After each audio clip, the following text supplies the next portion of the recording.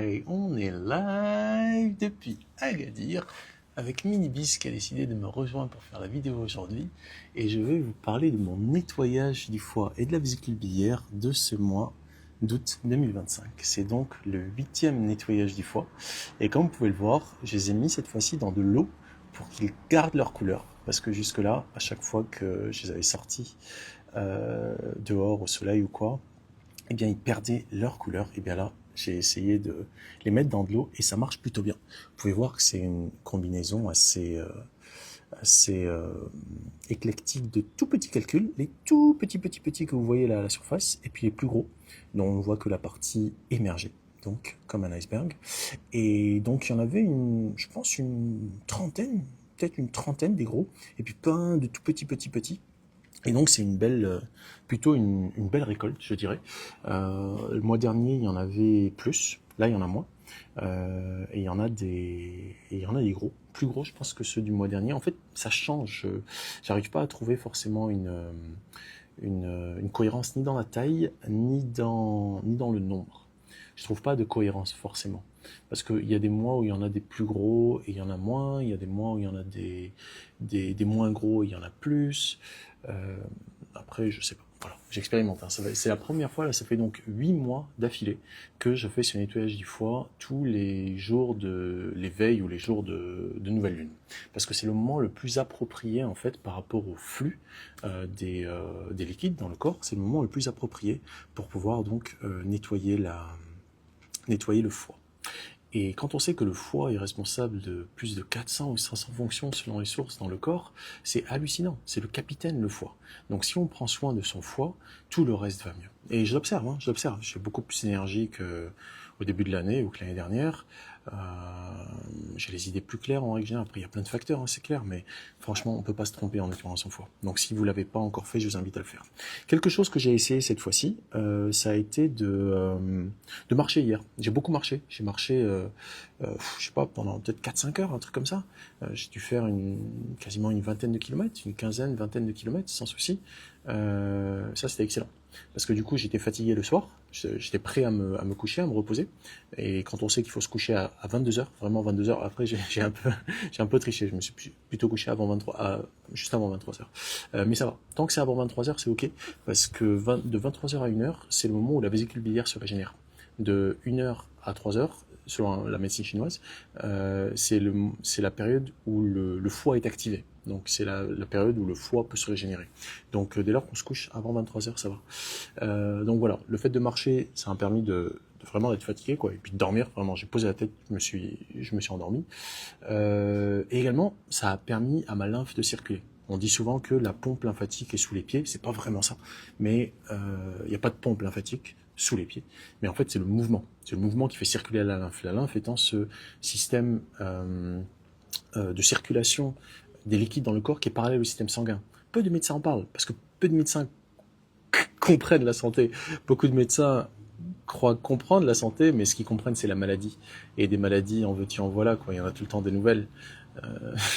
Comme disait ma chère Irène, si ça sort par la gauche, ils vont appeler ça une gauchite, si ça sort par la droite, ils vont appeler ça une droitite. Mais bon, ils inventent juste des nouveaux noms pour décrire des pathologies qui ne correspondent absolument pas à la santé, mais au contraire, à l'absence de santé.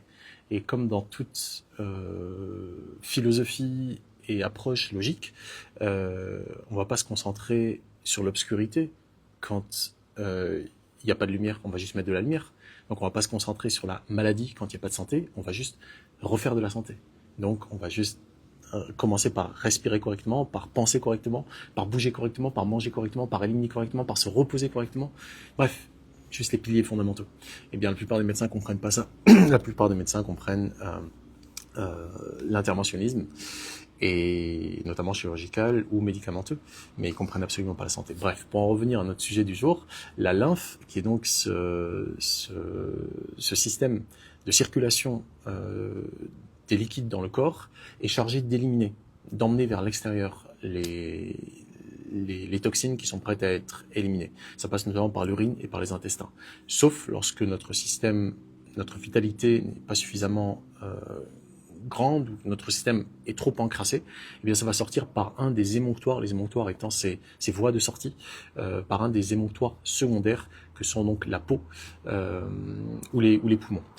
Et c'est dommage parce que du coup, on se retrouve à tousser, on se retrouve à avoir des éruptions cutanées ou autres. Et c'est dommage parce qu'on pourrait tout simplement aider le corps à éliminer par ses émonctoires principaux que sont les intestins et les reins. Donc le fait de marcher pendant toute la journée, une bonne partie de la journée, ça a fait que je pense, ma lymphe a bien circulé.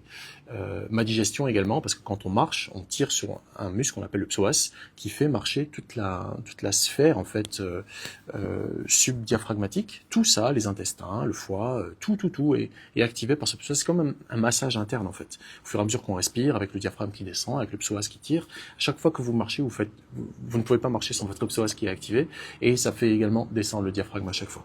Donc je pense que ça a été plutôt utile. Donc vraiment, je recommanderais la prochaine fois moi je le ferai, ça c'est sûr, mais je vous recommanderais la prochaine fois, si vous décidez de faire un nettoyage du foie, la prochaine fois que vous en ferez un, ou si vous décidez de vous lancer, de marcher le jour où vous allez faire votre nettoyage du foie, le faire le jour de la pleine lune, bien sûr. Et je vous recommanderais donc le jour ou la veille ou l'avant-veille, bref, pardon, pas de la pleine lune, de la nouvelle lune, et donc de marcher parce que je pense que ça active la lymphe. Et également, j'ai été très souvent aux toilettes avant l'actuel nettoyage. Je pense que j'ai dû aller à Celle peut-être 2 ou 3 ou 4 fois même. J'ai jamais été autant à Celle avant. Donc juste après la prise de sel d'Epsom, parce qu'on fait une première prise à 18h, une deuxième à 20h, et ensuite à 22h, on prend un mélange, une mixion à base d'huile d'olive et de jus de pamplemousse. À raison de 1/3, 2/3. 1/3 jus de pamplemousse, 2/3 huile d'olive environ. Et donc, j'ai été à Celle 3-4 fois avant, ce qui est plutôt positif, vraiment très positif, parce que du coup, mes intestins étaient vides. Ce qui fait que lorsque les calculs ont voulu sortir, eh bien, ils sont sortis sans aucun souci. Il n'y avait aucune matière fécale dans mes intestins, ou très peu. C'était vraiment négligeable. Donc voilà, je pense que j'ai enfin trouvé une manière extrêmement efficace et voilà, propre entre guillemets, d'améliorer mon nettoyage du foie. Donc peu de fatigue, pas de nausée, rapide, ils sont sortis. On fait donc 2 prises je vois plus rien, c'est pour ça que j'ai mis ça en fait pour le soleil, parce qu'il est midi là, non, il est 14h plutôt. Et j'ai donc pris un verre de sel d'Epsom à 18h, un autre à 20h la veille, et le jour du nettoyage, un autre à 6h du matin et un autre à 8h du matin. C'est ça le protocole, c'est tout.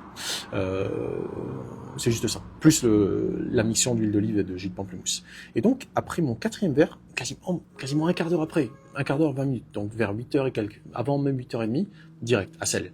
Donc, c'est génial. D'habitude, ça me prend plus de temps. D'habitude, ça peut attendre jusqu'à 22h, jusqu'à 10h du matin. Bon, un petit peu plus. Je crois que la dernière fois, ça a été peut-être même un peu plus long. Peut-être que j'avais pas également dosé correctement au niveau du sel d'Epsom, parce que là, finalement, la dernière fois, j'étais à IMSON et j'avais pas de quoi mesurer, de quoi peser, j'avais rien. Alors que là, j'ai pesé, j'ai mesuré, j'ai fait tout dans les règles de l'art. Donc c'est sorti pas rapidement. Même d'autres fois où j'avais pesé, mesuré, etc., c'était pas sorti aussi rapidement. Donc soit mon système est de plus en plus efficace et c'est du coup bon signe, parce que du coup ça veut dire que mon corps, je pense, à un moment aura moins besoin que je l'aide à se nettoyer, il se nettoiera tout seul. Soit c'est que tout ce que je vous ai dit là au sujet de marcher a vraiment aidé le corps à éliminer. Et je pense que c'est ça. En fait, j'en sais rien. Voilà, ça peut être 2 des facteurs, peut-être qu'il y en a d'autres, mais je sais que c'est de plus en plus efficace pour moi. Et vraiment, je ne saurais trop recommander cette cure qui ne fatigue pas notre système. C'est pas comme par exemple une purge à l'huile de ricin. Là, je vous recommanderais pas de le faire comme ça, de vous lancer de but en blanc. Il faut vraiment avoir assez de vitalité. Idem pour une purge saline à base de sel d'Epsom justement, ou à base de sulfate de magnésium, ou autre. Je vous recommanderais pas de vous lancer juste comme ça. Je recommanderais pas ça à n'importe qui, parce que ça nécessite vraiment d'avoir suffisamment de vitalité. Sinon, on risque de se fatiguer plutôt que plutôt que de vraiment se rendre au service entre guillemets. Mais là, franchement, pour sortir ce genre de calcul et donc ressentir immédiatement un regain de vitalité, un boost, parce que du coup, on a une bile qui fonctionne mieux. La bile, elle est pas seulement chargée de la digestion. La bile, elle permet enfin, il y a plein de fonctions à la bile. Hein. J'ai pas envie de rentrer dans le détail. Scientifique, parce que je maîtrise pas forcément tous les rôles en fait de la bile, mais il y en a beaucoup, y compris celui de nous permettre comment dire, que l'énergie circule en fait. Vous savez, quand il y a une cristallisation, quand il y a les calculs, c'est quelque part qu'il y a une cristallisation, ouais, un durcissement. Or, l'énergie, ça doit circuler, ça doit être comme l'eau, vous voyez, ça doit fluer. C'est pas le bon mot, mais ça doit flow en anglais. Et si ça ne circule pas correctement, c'est clairement qu'il y a un blocage. Donc, lorsque la bile se remet à circuler correctement, eh ben, on se sent de mieux en mieux sur tous les plans. Vraiment. D'ailleurs, quand on dit à quelqu'un tu fais pas de bile, bah clairement c'est tu fais pas trop de bile, quoi. On en a besoin. Hein. D'ailleurs, c'est ce qui donne la couleur au sel. Et autre chose que j'ai observé, c'est elles sont beaucoup moins malodorantes qu'avant. Les calculs sont beaucoup moins malodorants qu'avant. Avant, il y avait parfois, hein, il y avait pas à chaque fois, mais il y a eu des fois où vraiment je sentais une odeur, mais juste horrible, quoi, horrible. Vraiment, tu te dis oh, je veux même pas approcher ce truc. Là, franchement, non. Là, franchement, c'est ultra soft, ultra light. C'est une odeur de bile, hein, comme quand vous vomissez et puis qu'il y a de la bile, hein, ou un truc, mais c'est pas malodorant.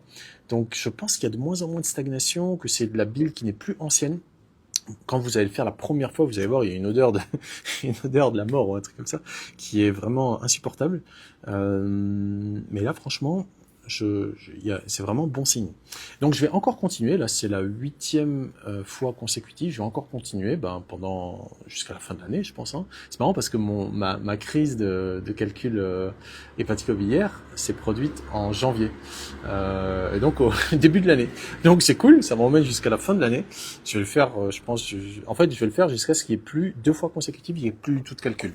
Je sais pas, est-ce que ça va prendre un an, est-ce que ça va prendre moins, mais il y a autre chose également que j'ai observé dans ma psyché, c'est l'importance en fait de l'engagement. Vous voyez, je fais ces vidéos à chaque fois, je partage, j'encourage d'autres gens à le faire.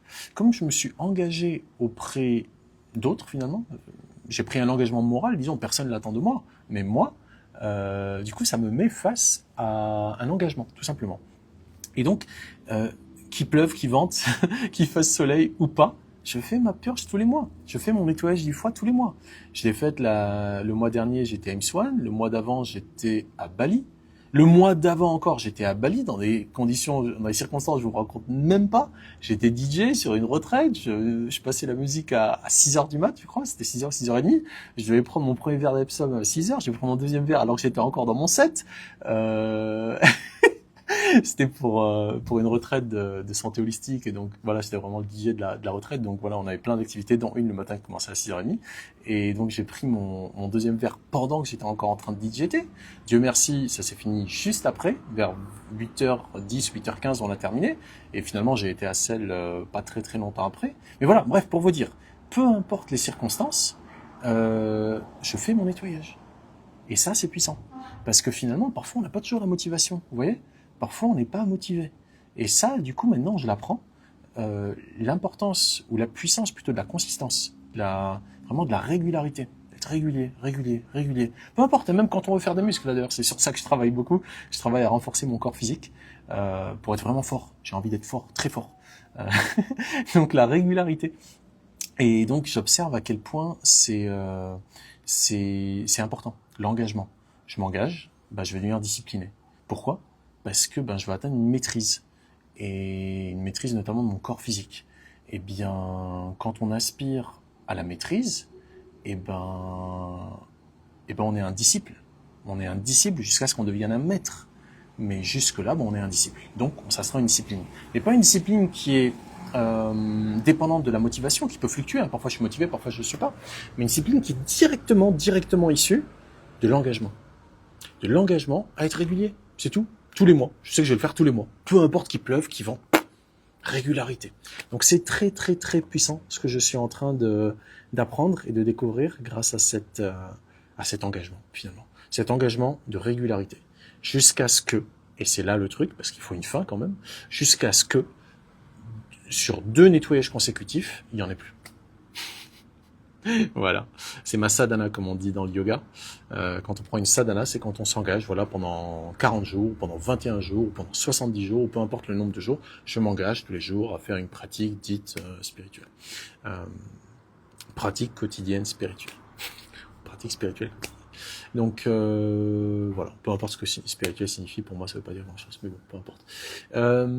Donc voilà, mais voilà les enseignements que j'ai tirés de ce nettoyage du foie-ci. Et vraiment, je vous encourage, quiconque, à essayer. Vous pouvez rejoindre pour ça le groupe Instagram Dépollution Globale, qui est le mien, que j'ai créé pour justement, notamment partager sur ça. Il est sur ma bio, enfin sur ma bio, sur mon profil. Vous pourrez le voir. Vous rejoignez là-bas, vous verrez, il y a plein d'infos dans l'historique. Et c'est là-bas que j'envoie les rappels quand je me rappelle moi-même qu'il faut le faire. D'ailleurs, tiens, cette fois-ci encore, je l'ai fait en 5 jours, justement, seulement, la préparation, parce que j'ai encore oublié quand venait la pleine lune, et donc, la nouvelle lune plutôt. Et donc, je l'ai fait en seulement 5 jours. J'ai bu 6 litres en 5 jours au lieu de 6 jours. Donc, ça se fait très bien. Franchement, il n'y a pas d'obligation à faire ça en 6 jours, la préparation. Mais il faut se préparer, je pense. Parce que le jus de pomme, qui contient donc de l'acide malique, va ramollir les calculs pour qu'ils puissent passer à travers les canaux hépatiques biliaires. S'ils sont pas assez mous, en fait, ça va être trop dur. Donc, ça risque de faire mal ou ça va juste pas passer, quoi. Donc, je vous recommande vraiment de boire ces 6 litres. Après, vous pouvez également prendre de l'acide malique qui se trouve en pharmacie. Et j'ai jamais fait moi, mais il y a des gens qui le font et qui se prennent 2-3 grammes comme ça d'acide malique, je crois, ou un peu plus peut-être. Et ça marche très bien pour eux. Donc moi, j'ai jamais fait, mais voilà. Les Sherazade, tu dis c'est cela l'engagement, c'est le plus difficile à atteindre, il faut comprendre, apprendre et s'engager. Ouais, merci de ton partage. C'est exactement ça, c'est par l'expérience, c'est pas un truc dogmatique. Vous savez, on a tous besoin d'être guidés parfois, on a tous besoin de guides, je veux dire d'enseignants, de guides, de formateurs, parfois même des gens ont besoin de guides spirituels, des gens qui vont les éclairer, etc. Mais ça doit jamais être dogmatique, ça doit toujours être éclairé par une foi qui n'est pas dogmatique, qui est justement éclairé par l'expérience. Donc je fais l'expérience, je fais un pas, je vois que ça va dans la bonne direction, super, je continue, je refais un autre pas, je vois que ça avance, je vais dans la bonne direction, je continue, encore un autre pas. Et c'est comme ça qu'on apprend. Et c'est comme ça, également, qu'on peut enseigner. Parce que on a appris. Et comme on a appris, c'est pas du tout quelque chose qu'on a appris par cœur, justement, qui est une expression d'ailleurs qui est tordue, parce qu'on apprend par mental, quand on dit par cœur, par la répétition. En fait, non. Le cœur, il sait. C'est le mental qui a besoin d'être conditionné. Donc, quand on dit apprendre par cœur, tiens, c'est une petite parenthèse, quand on dit apprendre par cœur, c'est encore une inversion, je pense, du bon sens, qui est celui du cœur, justement. On n'apprend pas par cœur quand on apprend par cœur. On apprend par mental quand on apprend par cœur. Le cœur, il sait. Il n'a pas besoin qu'on lui répète 15 000 fois. C'est le mental qui a besoin d'être conditionné. Donc, quand on apprend par cœur, entre guillemets, en réalité, très souvent, c'est de manière un peu dogmatique et un peu mécanique. Alors que lorsqu'on apprend par expérience, j'expérimente, je me souviens de ce que mon corps sait déjà, de ce que mon cœur sait déjà. Mon cœur qui anime mon corps. Et donc, lorsque on avance dans cette direction-là, celle de la santé naturelle, et qu'on expérimente, on se rend compte que certains trucs marchent et d'autres marchent pas, quoi. Et là, en tout cas, pour ce nettoyage du foie, ça marche du tonnerre. Franchement, je vous le recommande vivement. Ça permet justement de mieux digérer, de mieux métaboliser l'énergie, de perdre du poids, notamment de la masse du gras du bide, là, tout ça qu'on accumule parce que voilà, on métabolise pas correctement, donc on a encore faim.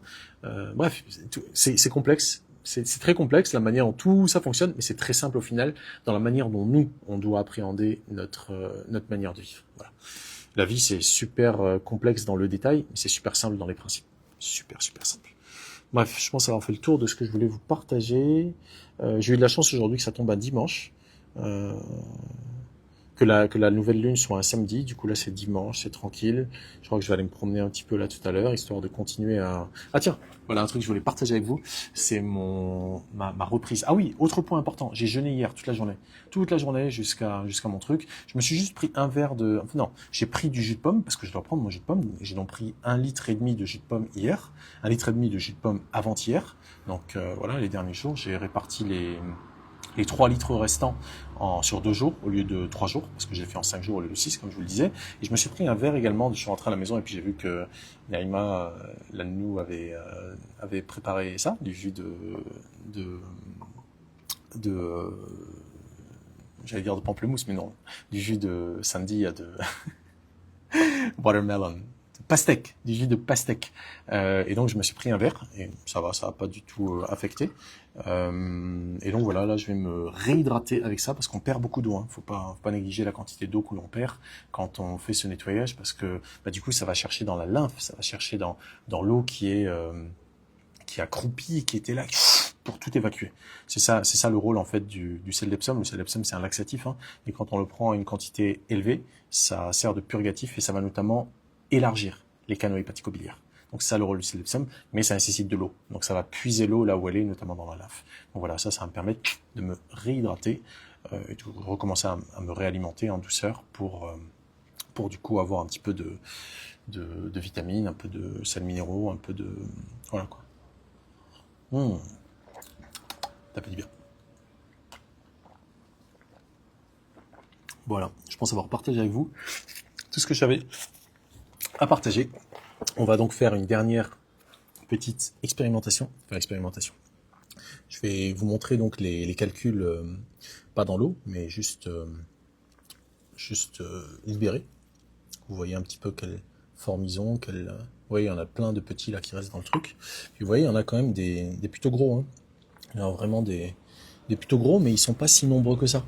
Vous voyez, la fois précédente, il y en avait plus, il y en avait beaucoup plus. Je sais pas, il y en avait au moins une quarantaine la dernière fois. Là, vous voyez, il y en a des tout petits et puis plus gros. Mais même ces gros-là, ils sont pas extrêmement gros comme ce que j'avais au début. Donc je pense qu'on avance.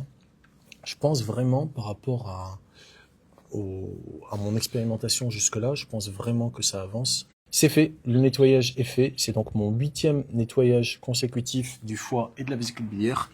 Je vous recommande vivement de vous lancer si jamais c'est quelque chose qui vous parle, qui vous attire. Et n'hésitez pas si vous avez des questions, si vous avez des remarques ou autres. N'hésitez vraiment pas à me demander. Vous pouvez m'envoyer un MP ou bien envoyer un message sur le groupe des pollutions globales ou autre. Vous n'hésitez surtout pas. Et juste dernière chose que je vais vous partager avec vous, c'est ce magnifique fruitier de la passion. Vous voyez là, la passiflore, la belle fleur de la passion, ici là, avec des magnifiques abeilles qui sont en train de butiner. Parce que du coup c'est magnifique, elles sont aux anges. Et ce truc là, c'est parti de graines parce que j'adore jeter. Je ne jette jamais ce que j'ai consommé dans la poubelle, c'est ridicule. Je le jette là où je peux, là où il y a de la vie, pour que ça continue à redonner de la vie. Tout doit retourner à la terre. C'est pas normal que nos sels finissent dans de l'eau potable et aller savoir où ensuite. Normalement, ça devrait revenir à la terre. Et donc, bref, voilà, c'est des graines des graines que je jette. Là, par exemple, c'est les tomates. Donc, je jette toutes les épluchures, tous les trucs, je les jette comme ça. Et puis, parfois, ça donne un truc. Donc là, c'est un magnifique fruit de la passion qui a poussé juste comme ça, au bon endroit, de manière idéale. Elle a poussé à un autre endroit. et ensuite, voilà, le miracle de la vie fait le reste. Voilà, dernier petit partage avec vous. Je vous souhaite tout le bonheur du monde. Hop. Je vous souhaite tout le bonheur du monde, d'être heureux, d'être en bonne santé, d'être bien, d'être généreux, d'être ouvert, d'être juste bien. Et je vous souhaite un big boom. Bonne année surtout. Soyez heureux.